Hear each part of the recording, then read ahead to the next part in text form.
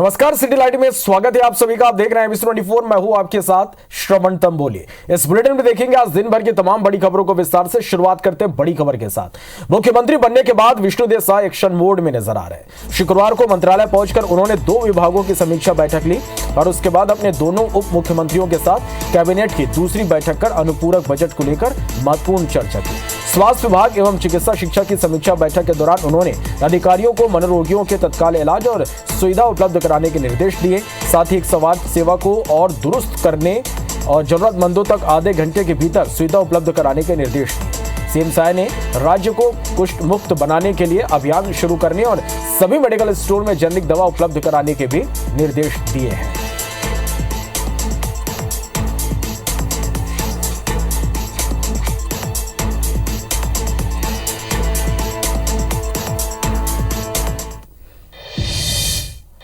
छत्तीसगढ़ में पिछली सरकार में अलग अलग निगम मंडल आयोग और प्राधिकरणों में हुई राजनीतिक नियुक्तियों को निरस्त कर दिया गया। सामान्य प्रशासन विभाग ने शुक्रवार को इस संबंध में आदेश जारी कर दिए। प्रदेश के सभी अपर मुख्य सचिव, प्रमुख सचिव, सचिव, विशेष सचिव और शासन के समस्त विभाग को लिखे पत्र में कहा गया कि जिन्हें विधि के अधीन नहीं हटाया जा सकता, उन्हें छोड़कर बाकी तमाम नियुक्तियों को तत्काल प्रभाव से निरस्त किया जाता है। जेडी की ओर से जारी आदेश के बाद शाम तक करीब आधे दर्जन विभागों में हुई राजनीतिक नियुक्तियों को रद्द भी कर दिया गया। सरगुजा क्षेत्र आदिवासी प्राधिकरण के उपाध्यक्ष पद से बृहस्पति सिंह की नियुक्ति रद्द कर दी गई। अनुसूचित जाति विकास प्राधिकरण के अध्यक्ष पद कांग्रेस नेता भुवनेश्वर शोभाराम बघेल और उपाध्यक्ष पद पर किस्मत लाल नंद को हटाया गया। मध्य क्षेत्र आदिवासी विकास प्राधिकरण के उपाध्यक्ष पद से लक्ष्मी ध्रुव, इंद्रावती बेसिन विकास प्राधिकरण से कांग्रेस नेता राजीव शर्मा, बलकीत सिंह गैदू, रमाशंकर राव और सियाराम नाग की नियुक्ति निरस्त कर दी गई।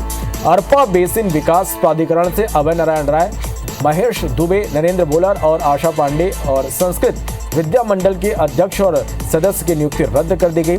अल्ताफ अहमद के अध्यक्ष पद पर मनोनयन को रद्द कर दिया गया। मुख्यमंत्री अधोसंरचना संधारण और उन्नयन प्राधिकरण के 2 उपाध्यक्ष और 4 सदस्यों के मनोनयन को भी रद्द कर दिया गया है।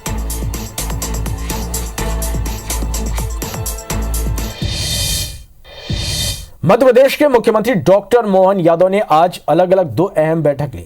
एक बैठक जनप्रतिनिधियों और कलेक्टर्स के साथ मंत्रालय में हुई, वहीं उसके बाद पीएचक्यू में भी सीएम ने समीक्षा बैठक की। वीडियो कॉन्फ्रेंसिंग के जरिए मंत्रालय में हुई बैठक में विकसित भारत संकल्प यात्रा की तैयारियों को लेकर चर्चा हुई। 16 दिसंबर शनिवार को जन से यात्रा का शुभारंभ होगा। कार्यक्रम में पीएम मोदी वर्चुअली जुड़ेंगे। इस यात्रा के लिए 366 रथ की यहां पर व्यवस्था की गई है। पूरे कार्यक्रम को लेकर सीएम ने जनप्रतिनिधियों और कलेक्टर्स को व्यवस्थाएं पूरी करने के निर्देश दिए हैं।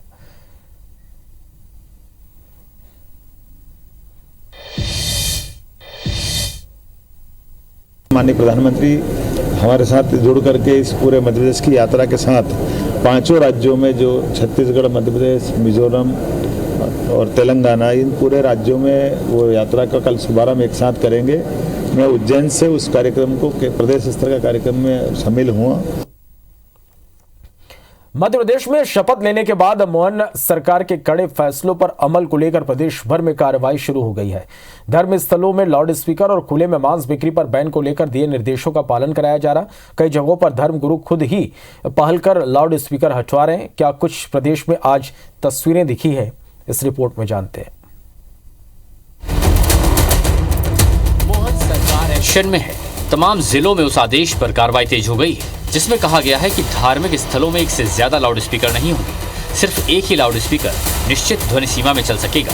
वहीं धार्मिक स्थलों के 100 मीटर के दायरे में मांस बिक्री पर बैन के आदेश भी तमाम जगहों पर अमल में लाए जा रहे हैं। साथ ही खुले में मांस बेचने वाले गैर लाइसेंसधारी दुकानदारों पर कार्रवाई की जा रही है। इन गाइडलाइन के पालन के लिए 7 दिनों की मोहलत भी दी गई है। ये तो नियम पहले से ही है, फिर उसको कड़ाई से पालन कराना है, क्योंकि ध्वनि प्रदूषण एक बड़ी समस्या हो जाती है कभी कभी। और खुले में इस प्रकार से मांस और इस प्रकार की चीज़ों से बहुत ही खराब प्रदर्शन होता है।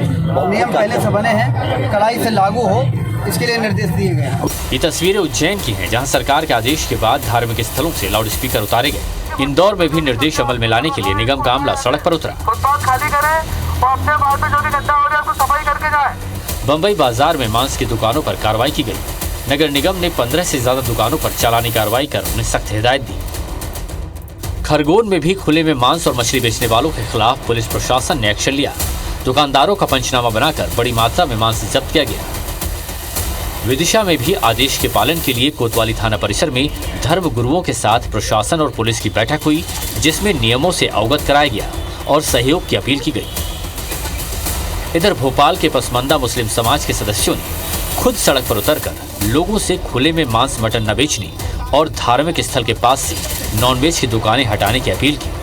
आप खुद मैदान में उतरे हैं और अपने भाइयों से आप सहयोग की उम्मीद कर रहे हैं, अपील कर रहे हैं। बिल्कुल, ये हमारे माननीय सीएम साहब का आदेश है जो हम सब के लिए मानना ज़रूरी है, क्योंकि इस्लाम में हुक्म है कि आपकी ज़ात से किसी को तकलीफ ना हो और साफ़ सफाई इस्लाम का एक बहुत बड़ा हिस्सा है और हमारी बात ज़्यादा आसानी से हमारे लोग मानेंगे। मुख्यमंत्री के इस फैसले का आप समर्थन करते हैं? एक तो धार्मिक स्थलों पर लाउड स्पीकर की बात की जाए और दूसरे में खुले में मांस मच्छी और मटन का विक्रय रोका जाए और 100 मीटर के दायरे में दुकानों को धार्मिक स्थलों के बंद किया जाए। पूरी तरह स्वागत है, पूरा मुस्लिम समाज हमारे सीएम साहब का स्वागत करता है, इनके बयान का स्वागत करता है और उस पर पालन करने की पूरी हम लोग कोशिश में लगे हैं। वहीं ग्वालियर के देहात सिरसौत गांव में सरकार के आदेश का धर्मगुरुओं ने सम्मान किया। मंदिर और मस्जिद से इन्होंने खुद लाउड स्पीकर हटवाए।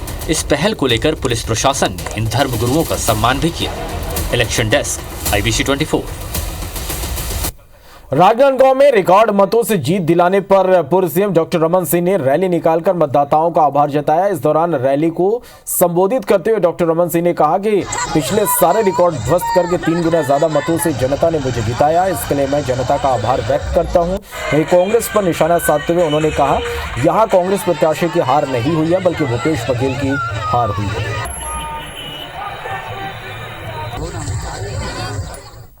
गिरीश देवांगन ने जिस प्रकार खुलेआम लोगों को पैसा बांटने का, साड़ी बांटने का काम किया, हर गांव में और शहरों में लोगों को लगता था कि राजनांदगांव की जनता को गिरीश देवांगन बोरों में भर के नोट लाया है और खरीद लेगा। ग्वालियर शहर में एबीवीपी के छात्रों के द्वारा हार्ट अटैक से पीड़ित वीसी की मदद करने का मामला तूल पकड़ता जा रहा है। पुलिस ने एबीवीपी के छात्रों पर डकैती समेत अन्य धाराओं के तहत मामला दर्ज किया, उन्हें गिरफ्तार कर जेल पहुंचा दिया। साथ ही कोर्ट ने जमानत देने से इनकार कर दिया। ऐसे में उनके समर्थन में एबीवीपी के साथ अब छात्र मैदान में उतर आए। आज उन्होंने लॉ कॉलेज में तख्तियों के साथ प्रदर्शन किया। देखिए रिपोर्ट। हाथों में वी वांट जस्टिस की तख्तियां लेकर न्याय की गुहार।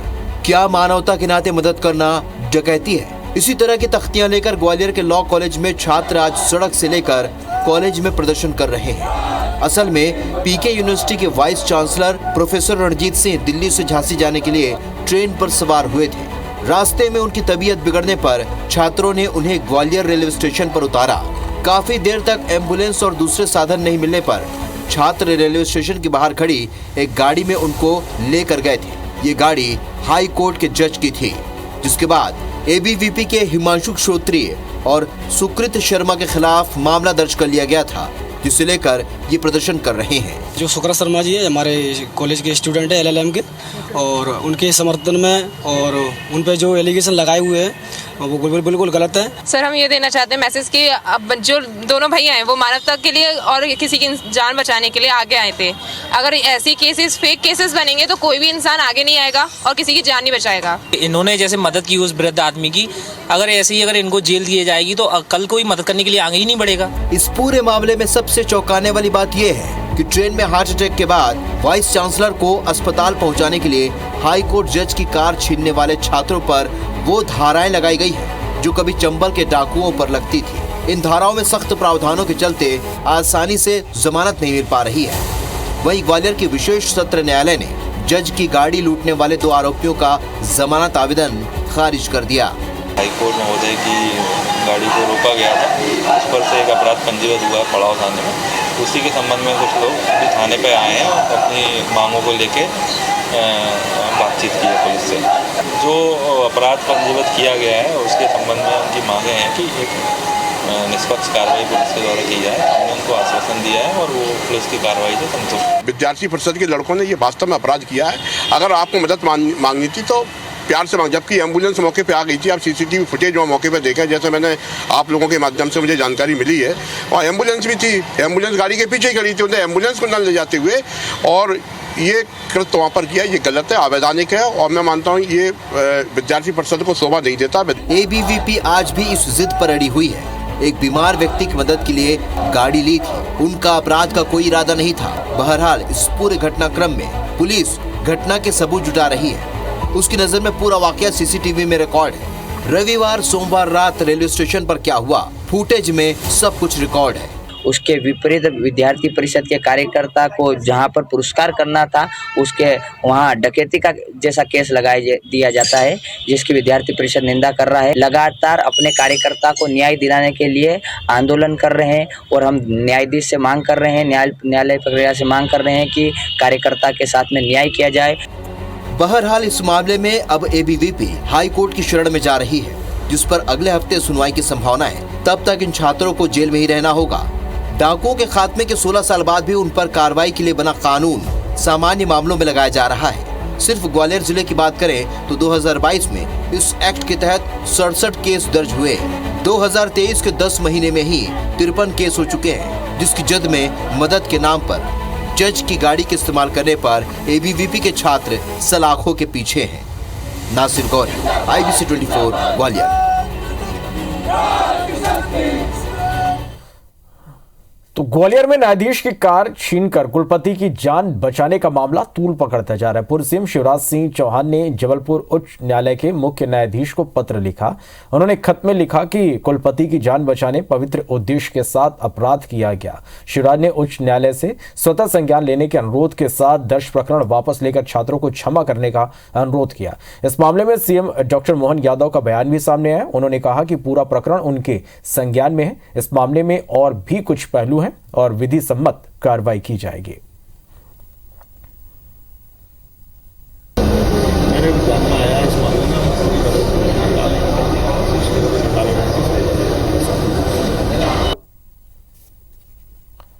रायपुर के डीडी नगर थाना क्षेत्र में चरित्र के संदेह पर पति ने पत्नी पर लाइसेंसी पिस्टल से गोली चला दी। 2 गोली महिला की हाथ में लगी। महिला को इलाज के लिए अस्पताल में भर्ती करवाया गया है। डीडी नगर थाना पुलिस ने आरोपी पति शुभांकर नंदी को गिरफ्तार कर लिया। उसके पास से पिस्टल भी जब्त कर ली गई। घटना शुक्रवार शाम 4 से 5 बजे के बीच रोहिणीपुरम की है। आरोपी बीमा एजेंट का काम करता है। घटना के समय घर में केवल पति पत्नी मौजूद थे। जानकारी के अनुसार शुभांकर शराब पीने का आदी है और पत्नी के चरित्र पर संदेह करता था। डीडी नगर थाना क्षेत्र के अंतर्गत गोल चौक में एक पति के द्वारा अपनी पत्नी के ऊपर 2 फायर किया गया। लाइसेंसी रिवॉल्वर से उसके द्वारा फायर किया गया। आरोपी को गिरफ्तार कर लिया गया है। पति और पत्नी के बीच में विवाद का मुख्य कारण पति के द्वारा पत्नी के आचरण पर शक करना है। ग्वालियर में एक छात्र की गोली मारकर हत्या कर दी गई। घटना मुरार थाना क्षेत्र के 6 नंबर चौराहे के शिवाजी निवासी छात्र प्रिंस खरे शुक्रवार की रात 7 बजे अपनी बाइक से जा रहा था। तभी 2 बाइक में सवार होकर आए 4 बदमाशों ने विवाद करते हुए उस पर फायरिंग कर दी। सिर में गोली लगने से छात्र ने घटनास्थल पर दम तोड़ दिया। वारदात को अंजाम देने के बाद आरोपी भाग गए। वहां मौजूद लोगों ने तत्काल घटना की सूचना पुलिस को दी। इसके बाद पुलिस मौके पर पहुंची और शव को पोस्टमार्टम के लिए भिजवाया। फिलहाल पुलिस इस पूरे मामले की जांच कर रही है। एक व्यक्ति के सिर में गोली लगना बताया गया था और जेएच में अभी एडमिट हुए थे, तो डॉक्टरों ने मृत घोषित कर दिया है और सिर में गोली लगी है। उनकी पहचान हुई है व्यक्ति की, प्रिंस खरे नाम है और देखने में स्टूडेंट ही प्रतीत होता है और उसके परिवारजनों को सूचना कर दी गई है और अग्रिम क्या घटनाक्रम हुआ है मौके पर जाके कार्रवाई कर रहे हैं। कौन सा वाहन यूज किया, कौन सा वेपन यूज किया, अभी घटनाक्रम हुआ है। नर्मदापुरम से बड़ी खबर है, जहां 3 लोगों पर जानलेवा हमला हुआ। एक ही परिवार के 3 लोगों पर जानलेवा हमला हुआ है। 6 आरोपियों ने धारदार हथियार से हमला कर दिया। विवाद में कई लोग घायल हुए हैं। गंभीर घायल को निजी अस्पताल में भर्ती कराया गया। एसडीओपी ने अस्पताल पहुंचकर घायलों से जानकारी ली। देहात थाना क्षेत्र के पलास डोब गांव की यह पूरी घटना है।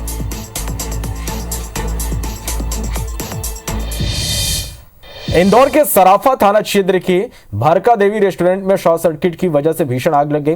फायर ब्रिगेड ने 5 घंटे की मशक्कत के बाद आग पर काबू पाया। ये क्षेत्र व्यापारिक दृष्टिकोण से काफी भीड़ भाड़ वाला इलाका है, इसलिए मौके से सबसे पहले लोगों को हटाया गया। एक प्रत्यक्षदर्शी के मुताबिक दुकान के पिछले हिस्से से पहले धुआं निकल रहा था। कुछ देर बाद अचानक भीषण आग लग गई। दुकान में गैस के सिलेंडर रखे थे। आसपास के लोगों की मदद से सिलेंडर बाहर निकाले गए। मौके पर पुलिस और जिला प्रशासन के अधिकारी भी पहुंचे और यहाँ का जायजा लिया हमारे संवाददाता रवि हेमराज सिसोदिया। इंदौर के सराफा बाजार में रेस्टोरेंट में भीषण आग लगने के बाद अफरा तफरी का माहौल बना और मौके से फिलहाल अभी फायर ब्रिगेड की टीम पहुंची है, जिसने आग पर फिलहाल काबू पा लिया है। लेकिन चूंकि ये जो रेस्टोरेंट है ये काफ़ी लंबाई चौड़ाई में बड़ा बना हुआ है और ऐसे में यहाँ पर अगर हम बात करें तो जो अंदर की तरफ आगे उसको उस पर पूरी तरीके से काबू पा लिया है और ये आग आगे ना फैले, इसको लेकर अभी फ़िलहाल फायर ब्रिगेड की टीम जो है आगे और पीछे दोनों और फिलहाल आग बुझाने का जो प्रयास है वो किया जा रहा है। लेकिन फिर भी क्योंकि ये काफ़ी सघन व्यावसायिक क्षेत्र है और फिर से यह आग ना फैले, इसलिए अभी फ़िलहाल जो है वो लगातार पानी थ्रो किया जा रहा है। आग पर काबू पा लिया गया है और बताया जा रहा है कि शॉर्ट सर्किट की वजह से यह आग लगी थी। कैमरा पर्सन अखिलेश जायसवाल के साथ रवि हेमराज सिसोदिया, इंदौर। धान का कटोरा कहे जाने वाले छत्तीसगढ़ में धान और किसान हमेशा राजनीति की धुरी रहे हैं और इसी मुद्दे पर चुनाव लड़े जाते हैं। सरकार बनाई जाती है और सरकार बनने के बाद इन्हीं मुद्दों पर सरकार गिराने की भी कोशिश होती है, या हो भी रहा। बस 3 दिन पहले दोबारा सरकार बनाने वाली भाजपा पर कांग्रेस ने पहला हमला किसान और धान खरीदी को लेकर ही बोला है। प्रचंड बहुमत की कांग्रेस सरकार को महज 5 सालों में पलटकर भाजपा छत्तीसगढ़ की सत्ता पर फिर से काबिज है। भाजपा की सत्ता वापसी में बड़ी भूमिका उसके घोषणा पत्र के वादों ने भी निभाई, जिसमें खासकर किसान बाहुल राज्य में अन्नदाताओं से 3100 रुपए की दर से प्रति एकड़ 21 क्विंटल धान खरीदने के वादे ने भाजपा को उसकी खोई जमीन वापस दिलाने में बड़ी भूमिका निभाई। अब जब भाजपा की सरकार बन चुकी है तो प्रदेश के किसान 3100 रुपए प्रति क्विंटल की दर से धान बेचने का इंतजार कर रहे हैं। इंतजार इसलिए क्योंकि सरकार बनने के बाद मुख्यमंत्री विष्णुदेव साय ने अपनी पहली कैबिनेट में 18 लाख गरीब परिवारों को प्रधानमंत्री आवास देने की घोषणा तो की, लेकिन धान खरीदी के वादे पर चर्चा नहीं हुई। इससे प्रदेश के उन किसानों को फिलहाल मायूसी हाथ लगी है जो एक मुश्त 3100 रुपए प्रति क्विंटल की दर से धान बेचकर अच्छी खासी रकम पाने की उम्मीद कर रहे थे। हर जगह मंडी में देखे हैं लेबर खुद अपना चढ़ाते हैं, यहाँ हम लोग लेबर अपना खुद लाते हैं और खुद करते हैं। तो 3100 में भरोसा है दी इसे कि हम अब पहले बेचदार थे भाई, तो सरकार के ऊपर पूरा भरोसा है, सब किसान का भरोसा है, तब तो पहले बेचा थे धान भाई। जो धान हम लोग बेचे हैं वो पुरानी रेट मतलब 2203 रुपए के हिसाब से ही बेचा गया है। नवा रेट में नहीं दे थे, पुराने रेट में दे थे धान खरीदी था। मन उम्मीद की नवा रेट में धान खरीदी गई है। फिलहाल प्रदेश के किसान न्यूनतम समर्थन मूल्य पर धान बेच रहे हैं और इसी को लेकर विपक्षी पार्टी कांग्रेस सरकार बनने के तीसरे ही दिन आरोप लगाते हुए सरकार पर हमलावर है। भारतीय जनता पार्टी ने बहुत सारे लोक लुभावन वादे किए थे। किसानों को 21 क्विंटल धान खरीदा जाएगा, 3100 के भाव में खरीदा जाएगा। उन चीज़ों का कोई ठिकाना नहीं है। सोसाइटियों में असमंजस की स्थिति, किसान जो धान बेच रहे हैं उनका कर्ज काट के लिया जा रहा है और गांव-गांव में किसानों में हताशा, निराशा और आक्रोश का माहौल। कांग्रेस के आरोपों पर भाजपा नेता पलटवार करते हुए कहते हैं कि कांग्रेस सरकार ने 4 टुकड़ों में किसानों को धान की कीमत दी, लेकिन भाजपा एक मुश्त किसानों को पैसे देगी और घोषणा पत्र का हर वादा पूरा होगा। कांग्रेस ने किसानों का धान खरीद लिया, 4 किस्तों में पैसा दिया। भाजपा एक मुश्त में पैसे देगी और मोदी की गारंटी में जो घोषणा हुई है उन्नत किसान बनाने की, वो बहुत जल्दी पूरी होगी। कोई चिंता ना करें और कांग्रेस अब अपने घर की चिंता करें। किसान भाइयों की चिंता भाजपा ने पहले भी की थी और आज भी करेगी। धान और किसान छत्तीसगढ़ की सियासत के केंद्र में रहते हैं। ऐसे में धान की कीमत कांग्रेस और भाजपा दोनों के मैनिफेस्टो में लुभावने वादों के साथ शामिल थी। अब प्रदेश में बीजेपी सरकार बनने के बाद उस वादे को पूरा करने की चुनौती भाजपा के सामने है, तो फिलहाल धान बेच रहे किसान भी सरकार की ओर उम्मीदों से देख रहे हैं। राजेश राज, IBC 24, रायपुर। खबर भोपाल से, जहां पूर्व सीएम शिवराज की दरियादिली देखने को मिली। रविंद्र भवन के सामने एक हादसा हुआ। डिवाइडर से एक बाइक चालक टकरा गया। पूर्व सीएम शिवराज ने अपना काफिला रुकवाया। घायल को अस्पताल पहुंचाया। मदद के दौरान शिवराज के कपड़ों पर भी खून लग गया। तो ये इस वक्त की बड़ी खबर है, जहां पूर्व सीएम शिवराज सिंह की दरिया दिली यहां पर देखने को मिली। दरअसल पूरा मामला आपको बता दें कि एक बाइक चालक डिवाइडर से टकरा गया, वो गंभीर रूप से घायल हो गया। इसी दौरान पूर्व सीएम शिवराज यहां से गुजर रहे थे, उन्होंने अपना काफिला रुकवाया, घायल को अस्पताल पहुंचाया, खुद उन्होंने मदद की। और आप तस्वीरें देखेंगे पूर्व सीएम के कपड़ों में भी यहाँ पर खून लग गया।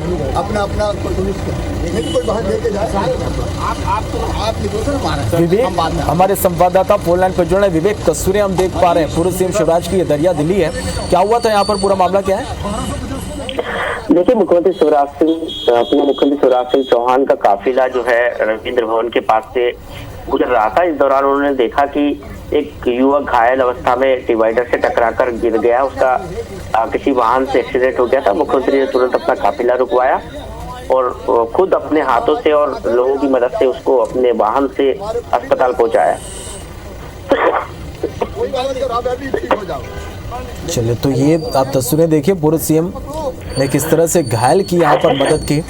जब उन्होंने देखा कि एक बाइक चालक डिवाइडर से टकरा गया है, वो घायल हो गया है, तुरंत पूर्व सीएम ने अपना काफिला यहाँ पर रुकवाया, घायल के पास पहुँचे और उसके बाद देखिए पूरे अस्पताल पहुँचाने में मदद की।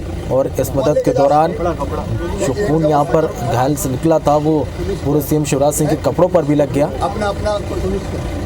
तो ये आप तस्वीरें देखिए किस तरह से पूर्व सीएम शिवराज सिंह चौहान की ये दरिया दिली, जहाँ पर एक घायल को तुरंत उन्होंने अस्पताल यहाँ से पहुँचाया।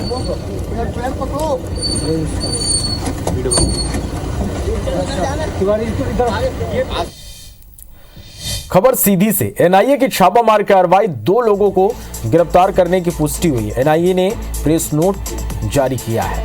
तो ये बड़ी खबर है इस वक्त की सीधी से, जहां एनआईए ने छापामार कार्रवाई की और इस दौरान 2 लोगों को गिरफ्तार करने की पुष्टि हुई है। एनआईए ने प्रेस नोट जारी किया है।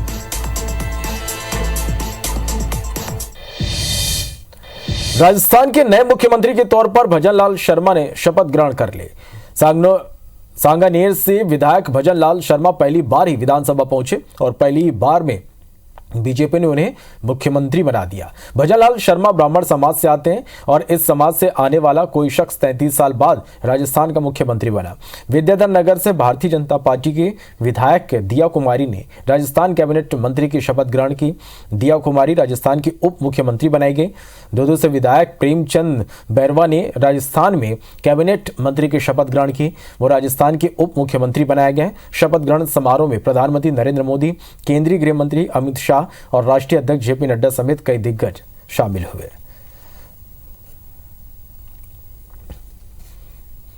झारखंड के व्यापारी और राज्यसभा में कांग्रेस के सांसद धीरज साहू पर इनकम टैक्स के रेट के बारे में पूरे देश में चर्चा है। धीरज साहू के घर से आयकर विभाग ने 300 करोड़ से अधिक कैश बरामद किए। अब इस मामले में सांसद धीरज साहू ने पहली बार मीडिया के सामने आकर अपना पक्ष रखा। धीरज साहू ने कहा कि आज जो हो रहा है वह मुझे दुखी करता है। जो पैसा पकड़ा गया है वो हमारे शराब कारोबार का है। हमारा जो भी कारोबार है वो पारदर्शी है। यह पैसा कांग्रेस पार्टी या अन्य किसी से संबंध नहीं है। उन्होंने कहा कि शराब जहां जहां बिकती है कैश में बिकती है। सभी कैश मेरी कंपनी का है, इनमें कोई छिपाने वाली बात नहीं है। जो पैसा पकड़ाया है वो मेरा फर्म का पैसा है। हम लोग शराब का व्यवसाय में तकरीबन हम सोचते हैं कि 100 साल से भी ऊपर हो चुका है। मथुरा में श्री कृष्ण जन्मभूमि विवाद मामले में मुस्लिम पक्ष को सुप्रीम कोर्ट से भी झटका लगा। मामले में सुप्रीम कोर्ट ने शुक्रवार को अहम फैसला सुनाया। कोर्ट ने इलाहाबाद हाई कोर्ट के फैसले पर रोक लगाने से इनकार कर दिया। बता दें कि कल यानी गुरुवार को इलाहाबाद हाई कोर्ट ने श्री कृष्ण जन्मभूमि मंदिर से सटे ईदगाह परिसर के सर्वे को मंजूरी दी थी। हाई कोर्ट के फैसले के खिलाफ सुप्रीम कोर्ट में याचिका दायर की गई थी। वकील विष्णु शंकर जैन ने कोर्ट के फैसले की जानकारी दी। उन्होंने कहा कि शाही ईदगाह मामले में इलाहाबाद हाईकोर्ट ने जो आदेश पारित किया था उस आदेश को आज वर्चुअली शाही ईदगाह मस्जिद ने और सुन्नी सेंट्रल वक्फ बोर्ड ने सुप्रीम कोर्ट में चुनौती दी थी। उन्होंने मांग की थी कि इलाहाबाद हाईकोर्ट की कार्रवाई पर रोक लगा दी जाए। सुप्रीम कोर्ट ने इससे इनकार कर दिया।